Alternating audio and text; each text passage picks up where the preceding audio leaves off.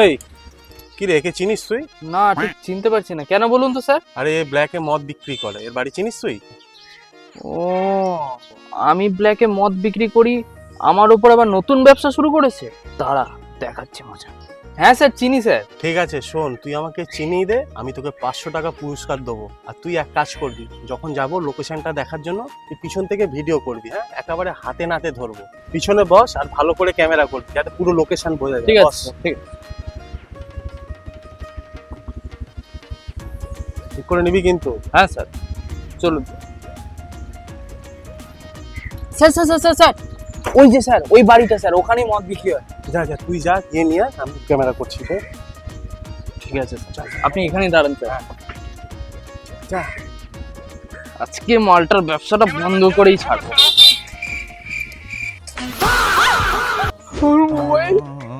বাবা, অন্যের জন্য গর্ত করতে গিয়ে নিজেই সেই গর্তে পড়ে গেলাম।